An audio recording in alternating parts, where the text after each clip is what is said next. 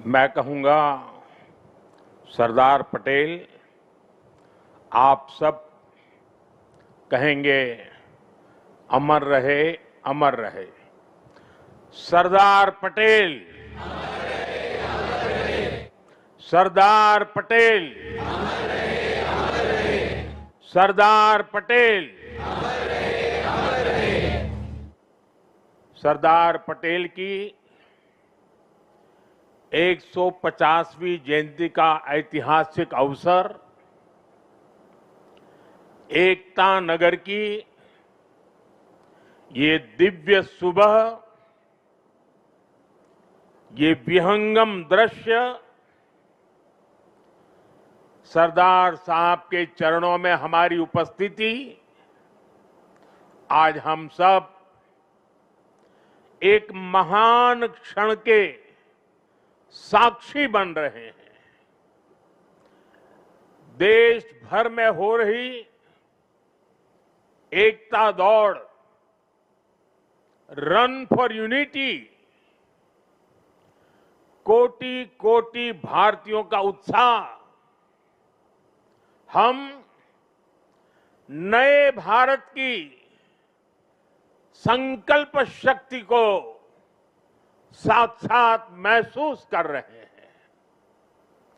अभी यहां जो कार्यक्रम हुए, कल शाम जो अद्भुत प्रस्तुति हुई, उनमें भी अतीत की परंपरा थी, वर्तमान का श्रम और शौर्य था और भविष्य की सिद्धि की झलक भी थी। सरदार साहब की 150वीं जयंती के उपलक्ष्य में स्मृति सिक्का और विशेष डाक टिकट भी जारी किया गया है। मैं सभी 140 करोड़ देशवासियों को सरदार साहब की जयंती की, राष्ट्रीय एकता दिवस की बहुत बहुत बधाई देता हूं, अनेक अनेक शुभकामनाएं देता हूं। साथियों, सरदार पटेल मानते थे कि इतिहास लिखने में समय नहीं गंवाना चाहिए, हमें तो इतिहास बनाने के लिए मेहनत करनी चाहिए। उनकी ये भावना हमें उनकी जीवन गाथा में दिखाई देती है। सरदार साहब ने जो नीतियां बनाई, जो निर्णय लिए, उन्होंने नया इतिहास रचा, नया इतिहास बनाया। आजादी के बाद 550 से ज्यादा रियासतों को एक साथ जोड़ने का असंभव कार्य को उन्होंने संभव करके दिखा दिया। एक भारत श्रेष्ठ भारत का विचार उनके लिए सर्वोपरि था। इसलिए आज सरदार पटेल की जयंती का दिन स्वाभाविक रूप से राष्ट्रीय एकता का महापर्व बन गया है। जिस तरह हम 140 करोड़ देशवासी 15 अगस्त को स्वतंत्रता दिवस मनाते हैं, 26 जनवरी को गणतंत्र दिवस मनाते हैं, वैसे ही एकता दिवस का महत्व हमारे लिए प्रेरणा की पल है, गर्व की पल है। आज करोड़ों लोगों ने एकता की शपथ ली है। हमने संकल्प लिया है कि हम ऐसे कार्यों को बढ़ावा देंगे जो देश की एकता को मजबूती दें। यहां एकता नगर में ही एकता मॉल, एकता गार्डन एकता के सूत्र को सशक्त करते दिखते हैं। साथियों, हर ऐसी बात जो देश की एकता को कमजोर करती है, हर देशवासी को उससे दूर रहना है। ये राष्ट्रीय कर्तव्य है। ये सरदार साहब को सच्ची श्रद्धांजलि है। यही आज देश की जरूरत है। यही आज एकता दिवस का हर भारतीय के लिए संदेश भी है, संकल्प भी है। साथियों, सरदार साहब ने देश की संप्रभुता को सबसे ऊपर रखा, लेकिन दुर्भाग्य से सरदार साहब के निधन के बाद के वर्षों में देश की संप्रभुता को लेकर तब की सरकारों में उतनी गंभीरता नहीं रही। एक और कश्मीर में हुई गलतियां, दूसरी ओर पूर्वोत्तर में पैदा हुई समस्याएं और देश भर में जगह जगह पनपा नक्सलवाद, माओवादी आतंक, ये देश की संप्रभुता को सीधी चुनौतियां थी। लेकिन उस दौर की सरकारों ने सरदार साहब की नीतियों पर चलने की जगह रीढ़ विहीन रवैये को चुना। इसका परिणाम देश ने हिंसा और रक्तपात के रूप में झेला। साथियों, आज की युवा पीढ़ी में बहुत से लोगों को पता नहीं होगा, सरदार साहब चाहते थे जैसे उन्होंने बाकी रियासतों का विलय किया, वैसे ही पूरे कश्मीर का विलय हो। लेकिन नेहरू जी ने उनकी वो इच्छा पूरी नहीं होने दी। कश्मीर को अलग संविधान और अलग निशान से बांट दिया गया। साथियों, कश्मीर पर कांग्रेस ने जो गलती की थी, उसकी आग में देश दशकों तक जलता रहा। कांग्रेस की लचर नीतियों के कारण कश्मीर का एक हिस्सा पाकिस्तान के अवैध कब्जे में चला गया। पाकिस्तान ने आतंकवाद को हवा दी। State sponsored terrorism. साथियों, कश्मीर और देश को इतनी बड़ी कीमत चुकानी पड़ी, लेकिन फिर भी कांग्रेस हमेशा आतंकवाद के आगे नतमस्तक रही। साथियों, कांग्रेस ने सरदार साहब के विजन को भुला दिया, लेकिन हम नहीं भूले। 2014 के बाद देश ने एक बार फिर उनकी प्रेरणा से भरी फौलादी इच्छा शक्ति को देखा है। आज कश्मीर आर्टिकल 370 की जंजीरों को तोड़कर पूरी तरह मुख्य धारा से जुड़ चुका है। आज पाकिस्तान और आतंक के आकाओं को भी पता चला है कि भारत की असली ताकत क्या है। ऑपरेशन सिंदूर में पूरी दुनिया ने देखा है, आज अगर कोई भारत पर आंख उठाता है तो भारत घर में घुसकर मारता है।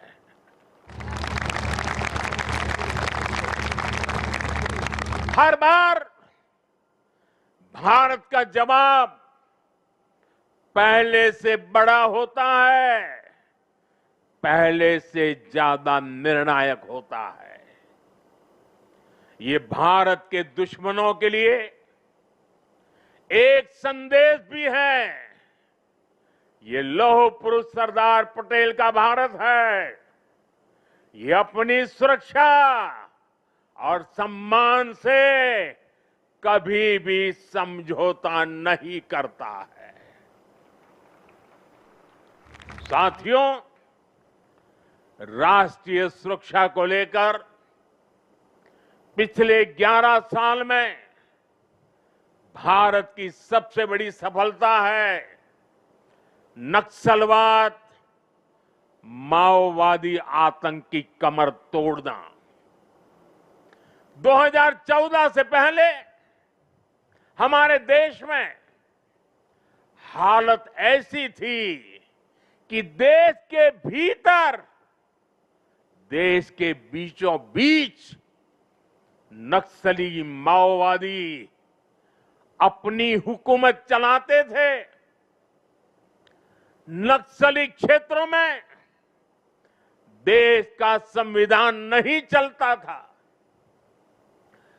पुलिस प्रशासन वहां काम नहीं कर पाता था। नक्सली खुलेआम नए नए फरमान जारी करते थे, सड़कें नहीं बनने देते थे, स्कूल, कॉलेज और हॉस्पिटल को बम से उड़ा दिया जाता था और शासन प्रशासन उनके आगे लाचार नजर आता था। साथियों, 2014 के बाद हमारी सरकार ने नक्सलवाद, माओवादी आतंक पर प्रचंड प्रहार किया। हमने शहरों में बैठे अर्बन नक्सलियों के समर्थकों, अर्बन नक्सलियों को भी किनारे लगाया। हमने वैचारिक लड़ाई भी जीती और नक्सलियों के गढ़ में जाकर उनसे मोर्चा लिया। इसका परिणाम आज देश के सामने है। 2014 के पहले देश के करीब 125 जिले माओवादी आतंक की चपेट में थे। आज ये संख्या केवल 11 बची है और उसमें भी सिर्फ 3 जिलों में ही नक्सलवाद अभी भी कुछ गंभीर रूप से हावी है। और आज मैं सरदार पटेल के सानिध्य में एकता नगर की इस धरती से पूरे देश को भरोसा दिलाता हूं, जब तक देश नक्सलवाद, माओवाद, उस आतंक से पूरी तरह मुक्त नहीं हो जाता, हम रुकने वाले नहीं हैं, चैन से बैठने वाले नहीं हैं। साथियों, आज देश की एकता और आंतरिक सुरक्षा को बहुत बड़ा खतरा घुसपैठियों से भी है। देश के भीतर दशकों से विदेशी घुसपैठिए आते रहे,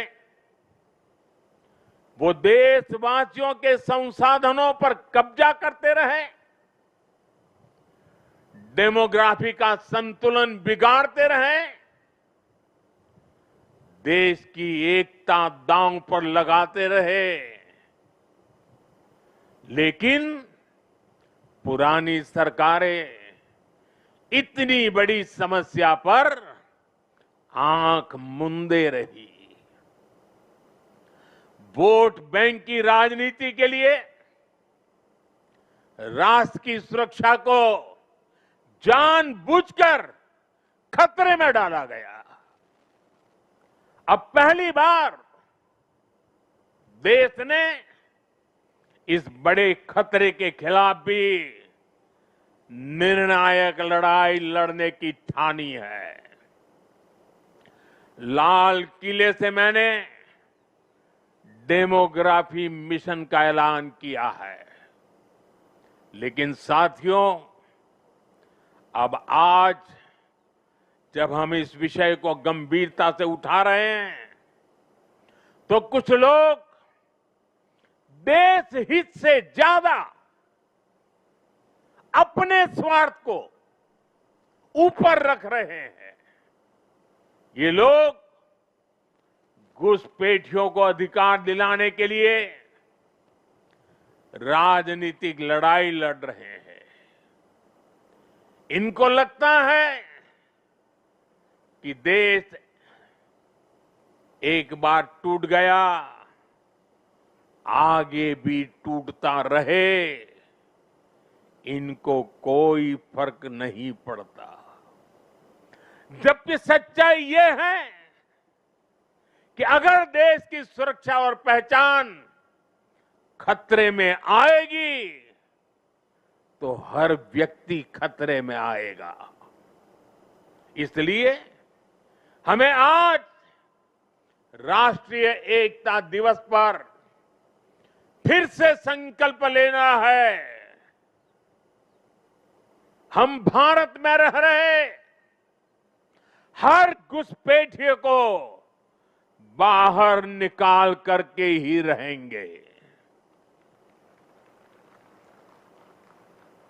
साथियों, जब हम लोकतंत्र में राष्ट्रीय एकता की बात करते हैं, तो इसका एक स्वरूप ये भी है कि हम विचारों की विविधता का सम्मान करें। लोकतंत्र में मतभेद स्वीकार्य है, मनभेद नहीं होना चाहिए। लेकिन विडंबना देखिए, आजादी के बाद जिन लोगों को देश ने दायित्व सौंपा, उन्हीं लोगों ने वी द पीपल की स्पिरिट की हत्या करने का प्रयास किया। उन्होंने अपनी सोच और विचारधारा से अलग हर व्यक्ति और संगठन का तिरस्कार किया, उसे डिस्क्रेडिट करने की कोशिश की। देश में राजनैतिक छुआछूत को एक कल्चर बना दिया गया था। हम सभी को पता है, कांग्रेस सरकारों में सरदार पटेल और उनकी लेगेसी के साथ क्या क्या हुआ है। इन लोगों ने बाबा साहब आंबेडकर के साथ जीते जी और उनके जाने के बाद भी क्या किया, नेताजी सुभाष चंद्र के साथ क्या किया, डॉक्टर लोहिया और जयप्रकाश नारायण जैसे लोगों के साथ भी कांग्रेस ने यही किया। इस साल राष्ट्रीय स्वयंसेवक संघ के आरएसएस के 100 वर्ष पूरे हुए हैं। संघ पर भी कैसे कैसे हमले किए गए, षड्यंत्र किए गए। एक पार्टी एक परिवार के बाहर हर व्यक्ति और हर विचार को अछूत बनाने की भरसक कोशिश हुई। भाइयों और बहनों, हमें गर्व है कि हमने देश को बांटने वाली इस राजनीतिक छुआछूत को खत्म किया है। हमने सरदार पटेल की स्टैच्यू ऑफ यूनिटी बनाई। हमने बाबा साहब के पंच तीर्थ बनवाए। दिल्ली में बाबा साहब का घर, उनका महापरिनिर्वाण स्थल कांग्रेस के दौर में उपेक्षा की वजह से दुर्दशा का शिकार था। हमने उस पवित्र स्थल को ऐतिहासिक मेमोरियल में बदला है। कांग्रेस के समय में सिर्फ एक पूर्व प्रधानमंत्री के नाम पर म्यूजियम था। हमने देश के अब जितने भी पीएम हुए हैं, उन सब के योगदान को समर्पित राजनीतिक छुआछूत से ऊपर उठ करके पीएम म्यूजियम बनाया है। हमने कर्पूरी ठाकुर जैसे जननायक को भारत रत्न दिया। पूरे जीवन कांग्रेस को समर्पित रहने वाले प्रणब दा को हमने भारत रत्न दिया और विरोधी विचार वाले मुलायम सिंह यादव जी जैसे नेता को भी हमने पद्म पुरस्कार से सम्मानित किया। इन फैसलों के पीछे सोच यही थी कि राजनैतिक मतभेदों से ऊपर उठकर देश के लिए एकजुट होने की भावना मजबूत हो।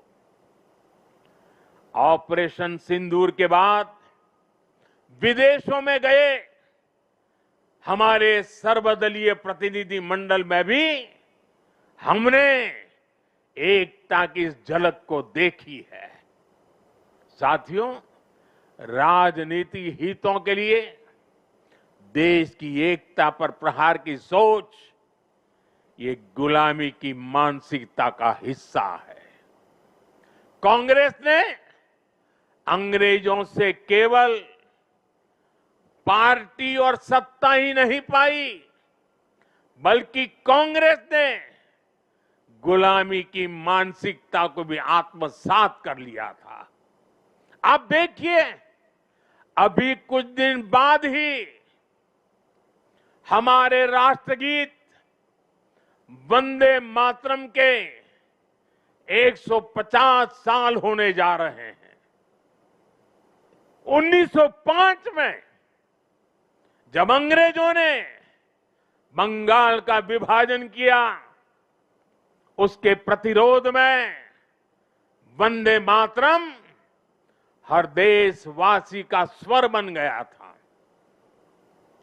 वंदे मातरम देश की एकता और एकजुटता की आवाज बन गया था। अंग्रेजों ने वंदे मातरम बोलने की बात तक बैन लगाने की कोशिश की थी। अंग्रेज इस कोशिश में कभी भी कामयाब नहीं हो पाए। कई हिंदुस्तान के कोने से वंदे मातरम का नारा गुंजता ही रहा। लेकिन जो काम अंग्रेज नहीं कर पाए, वो काम कांग्रेस ने कर दिया। कांग्रेस ने मजहबी आधार पर वंदे मातरम के एक हिस्से को ही हटा दिया। यानी कांग्रेस ने समाज को भी बांटा और अंग्रेजों के एजेंडे को भी आगे बढ़ाया। और मैं आज एक बात बहुत जिम्मेदारी से कह रहा हूं, जिस दिन कांग्रेस ने वंदे मातरम को तोड़ने का, काटने का, विभाजित करने का फैसला लिया था, उसी दिन कांग्रेस ने भारत के विभाजन की नींव डाल दी थी। कांग्रेस ने वो पाप नहीं किया होता तो आज भारत की तस्वीर कुछ और होती। साथियों, उस समय सरकार में बैठे लोगों की ऐसी सोच के कारण ही देश ने इतने दशकों तक गुलामी के प्रतीकों को भी ढोया। आप याद करिए, हमारी नेवी के झंडे से गुलामी का निशाना, गुलामी का निशान तब उतरा जब आपने हमें देश की सेवा करने का अवसर दिया, हमारी सरकार आई। राजपथ कर्तव्य पथ तब बना जब हमने ये बदलाव किया। आजादी की लड़ाई में क्रांतिकारियों के बलिदानों का स्थान अंडमान की सेल्यूलर जेल, उसे राष्ट्रीय स्मारक का दर्जा तब मिल पाया था जब मोरारजी भाई देसाई की सरकार आई थी। अंडमान के द्वीपों के नाम कुछ समय पहले तक अंग्रेजों के नाम पर ही थे। हमने ये नाम नेताजी सुभाष के नाम पर रखे। कई द्वीपों को परमवीर चक्र विजेताओं का नाम दिया। इंडिया गेट पर भी हमने नेताजी सुभाष की प्रतिमा लगाई। साथियों, देश की सुरक्षा में शहीद हुए जवानों तक को गुलामी की मानसिकता के कारण सही सम्मान नहीं मिलता था। हमने नेशनल वॉर मेमोरियल की स्थापना कर उन स्मृतियों को अमर बनाया। देश की आंतरिक सुरक्षा में भी 36,000 जवानों ने, ये हमारे पुलिस बेड़े के जवानों ने, देश को पता तक नहीं है, ये पुलिस बेड़े के ये खाकी वर्दीधारी लोगों ने 36,000 जवानों की शहादत हुई है। 36,000 शहीद होना यह आंकड़ा छोटा नहीं है। हमारी police, BSF, ITBP, CISF, CRPF, हमारे सभी अर्धसैनिक बल, इनके शौर्य को भी सम्मान से वंचित रखा गया। ये हमारी सरकार है जिसने पुलिस मेमोरियल बनाकर उन शहीदों को सम्मान दिया। मैं आज सरदार पटेल के चरणों में खड़े होकर के मैं देश भर में जिन जिन लोगों ने पुलिस बेड़े में रह करके सेवाएं की हैं, जो जो लोग आज पुलिस बेड़े में रह करके देश की सेवा कर रहे हैं, मैं सरदार पटेल के चरणों में खड़े रह करके आज मैं उनको सैल्यूट करता हूं। मैं उनका गौरव करता हूं, मैं उनका सम्मान करता हूं। आज देश गुलामी की मानसिकता के हर निशान को हटा रहा है। देश के लिए बलिदान देने वाले लोगों को सम्मान देकर हम राष्ट्र प्रथम की भावना को मजबूत बना रहे हैं। मेरे प्यारे देशवासियों, एकता राष्ट्र और समाज के अस्तित्व का आधार होती है। जब तक समाज में एकता है, राष्ट्र की अखंडता सुरक्षित है। इसलिए विकसित भारत के लक्ष्य तक पहुंचने के लिए हमें देश की एकता तोड़ने वाले हर षड्यंत्र को विफल बनाना होगा, एकता की ताकत से विफल बनाना होगा। इसलिए आज देश राष्ट्रीय एकता के हर मोर्चे पर निरंतर काम कर रहा है। भारत की एकता के इस अनुष्ठान के 4 आधार स्तंभ हैं। एकता का पहला स्तंभ है सांस्कृतिक एकता। ये भारत की संस्कृति है जिसने हजारों वर्षों से राजनैतिक हालातों से अलग भारत को एक राष्ट्र के रूप में अमर रखा है।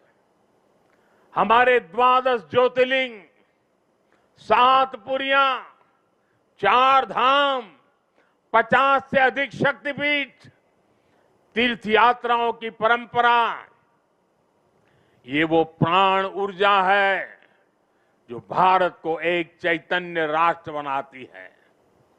इसी परंपरा को आज हम सौराष्ट्र तमिल संगमम और काशी तमिल संगमम जैसे आयोजनों के जरिए आगे बढ़ा रहे हैं। हम अंतर्राष्ट्रीय योग दिवस के जरिए भारत के महान योग विज्ञान को नई पहचान दिला रहे हैं। हमारा योग आज लोगों को जोड़ने का माध्यम बन रहा है। साथियों, हमारी एकता का दूसरा स्तंभ है भाषाई एकता। भारत की सैकड़ों भाषाएं और डायलेक्ट्स, बोलियां, ये भारत की खुली और रचनात्मक सोच का प्रतीक है। क्योंकि हमारे यहां किसी समाज ने, सत्ता ने या संप्रदाय ने कभी भी भाषा को अपना हथियार नहीं बनाया। एक भाषा को थोपने का प्रयास नहीं हुआ। तभी भारत भाषाई विविधता की दृष्टि से विश्व का इतना समृद्ध राष्ट्र बना है। हमारी भाषाओं ने संगीत के अलग अलग सुरों की तरह हमारी पहचान को सशक्त बनाया है। इसलिए साथियों, हम हर भाषा को राष्ट्रीय भाषा मानते हैं। हम गर्व से कहते हैं कि भारत के पास तमिल जैसी दुनिया की सबसे पुरानी भाषा है और हमें इसका गर्व है। हमारे पास संस्कृत जैसी ज्ञान की धरोहर है। इसी तरह हर भारतीय भाषा की अपनी खूबी है, अपनी साहित्यिक और सांस्कृतिक पूंजी है। हम हर भारतीय भाषा को प्रमोट कर रहे हैं। हम चाहते हैं कि हिंदुस्तान के बच्चे अपनी मातृभाषा में पढ़ाई करें और आगे बढ़े। भारत के लोग देश की दूसरी भाषाओं को भी जानें, उनसे सीखें। भाषाएं हमारी एकता की सूत्रधार बने। और ये एक दिन का काम नहीं है, ये निरंतर चलने वाला काम है, जिसकी जिम्मेदारी हम सबको मिलकर के उठानी है। साथियों, हमारी एकता का तीसरा स्तंभ है भेदभाव मुक्त विकास। क्योंकि गरीबी और भेदभाव ही सामाजिक ताने बाने की सबसे बड़ी कमजोरी होते हैं। देश के दुश्मनों ने हमेशा इन कमजोरियों का इस्तेमाल किया है। इसलिए सरदार साहब गरीबी के खिलाफ देश के लिए दीर्घकालिक योजना पर काम करना चाहते थे। सरदार पटेल ने एक बार कहा था कि अगर भारत को आजादी 1947 के बजाय उससे भी 10 साल पहले मिल गई होती तो भारत 1947 तक भारत खाद्यान्न की कमी के संकट से मुक्त हो चुका होता। उन्होंने कहा था कि जैसे उन्होंने रियासतों के विलय की चुनौती सुलझाई, वो अन्न की कमी की चुनौती भी सुलझा कर ही रुकते। ये थी सरदार साहब की इच्छा शक्ति।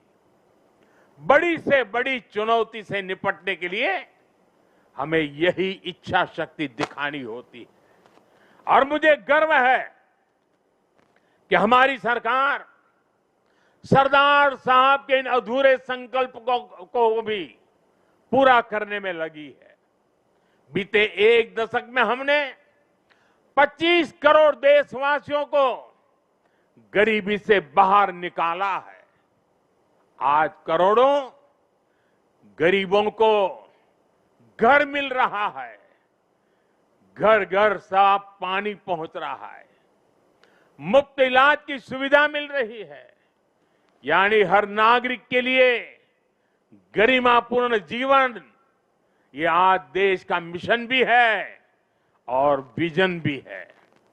भेदभाव और भ्रष्टाचार मुक्त ये नीतियां आज राष्ट्रीय एकता को मजबूत बना रही है। साथियों, राष्ट्रीय एकता का चौथा स्तंभ है कनेक्टिविटी से दिलों का कनेक्शन। आज देश में रिकॉर्ड हाईवेज और एक्सप्रेसवेज बन रहे हैं। वंदे भारत और नमो भारत जैसी ट्रेनें भारतीय रेल को ट्रांसफॉर्म कर रही है। छोटे शहर भी अब एयरपोर्ट की सुविधा से जुड़ रहे हैं। इस आधुनिक इंफ्रास्ट्रक्चर से भारत को लेकर दुनिया का नजरिया ही पूरी तरह बदल रहा है। इसने उत्तर से दक्षिण, पूरब से पश्चिम देश की दूरियों को भी कम किया है। आज लोग आसानी से दूसरे राज्यों में पर्यटन के लिए जा रहे हैं, व्यापार के लिए जा रहे हैं। ये पीपल टू पीपल कनेक्ट और कल्चरल एक्सचेंज, उसका एक नया दौर है जो राष्ट्रीय एकता को बल दे रहा है। और डिजिटल रिवॉल्यूशन जो हुआ है, उसने इस एकता को नई मजबूती देने का अवसर भी दिया है। आज डिजिटल कनेक्टिविटी का भी दिलों की कनेक्टिविटी में एक नया मार्ग प्रशस्त हो रहा है। साथियों, सरदार पटेल ने एक बार कहा था, मुझे सबसे ज्यादा खुशी तब मिलती है जब मैं देश के लिए काम करता हूं। मैं भी आज हर देशवासी से यही आह्वान करता हूं, देश के लिए काम करने से बड़ी खुशी कोई और नहीं हो सकती। मां भारती की साधना हर देशवासी की सबसे बड़ी आराधना है। जब 140 करोड़ भारतवासी एक साथ खड़े हो जाते हैं तो चट्टानें खुद रास्ता छोड़ देती हैं। जब 140 करोड़ देशवासी एक स्वर में बोलते हैं तो वो शब्द भारत की सफलता का उद्घोष बन जाते हैं। हमें एकता के इसी मूल मंत्र को अपना संकल्प बनाना है।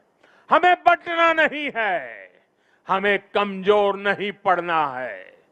यही सरदार साहब के लिए हमारी सच्ची श्रद्धांजलि है। मुझे विश्वास है हम सब साथ मिलकर एक भारत श्रेष्ठ भारत के संकल्प को मजबूती देंगे।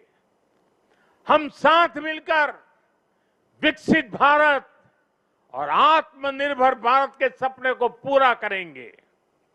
इसी भाव के साथ मैं एक बार फिर सरदार साहब के चरणों में श्रद्धांजलि देता हूं। मेरे साथ बोलिए, भारत माता की आवाज देश के हर कोने में पहुंचनी चाहिए। साथियों, भारत माता की, भारत माता की। भारत माता की वंदे वंदे वंदे वंदे वंदे वंदे वंदे। आप सबका बहुत बहुत धन्यवाद।